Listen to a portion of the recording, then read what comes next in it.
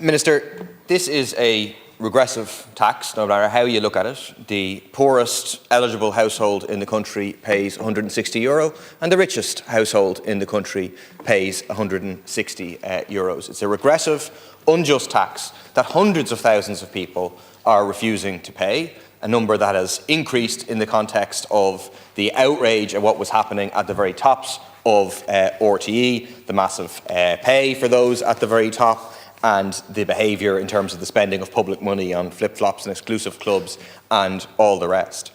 You say here that you can't comment, but you have commented to RTE saying that your preference is for keeping some form of TV licence.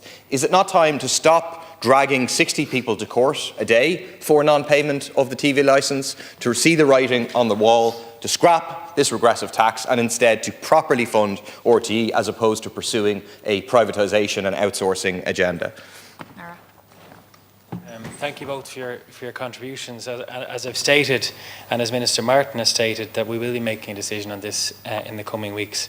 And as a government, we appreciate and understand the importance of public service media for a well-functioning democracy, but also essential for cultural development, social cohesion and well-being. As such, it requires a funding model that provides long-term certainty, is sustainable and vitally protects the independence of media providers. Such funding is not only crucial for our public service broadcasters, TG Ceathair and RTE, but also for independent producers and the wider national, local and community broadcasters. And any new funding will need to reflect that in the context of public service content. So we have had a number of reports. We've ongoing reform of RTE, which has obviously been important context to why a decision hasn't been made in the last 12 months. And what I've stated publicly is that the vast majority of people continue to pay their TV licence and should continue to pay that in the context of the system we have presently. We know that this year, for example, up to the 21st of June, 358,000 licences were sold and over 800,000 last year in total. So a majority of people are paying, are contributing. And both of you in your remarks have said abolish the fee and pay for it centrally.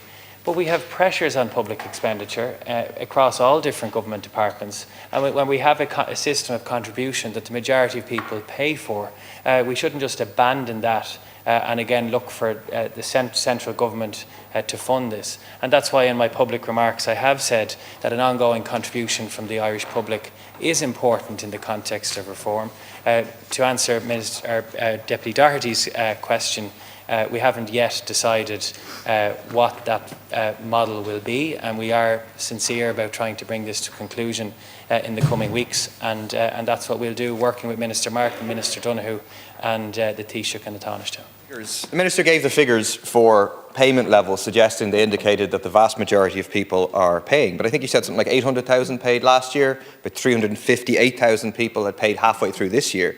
In total, there's 1.8 million houses in the state. About 500,000 of those would be exempt. It leaves 1.3 million households. And you're saying over a half-year period, 400,000 people have paid, 800,000 people. That indicates over a third of people are refusing to pay the TV licence.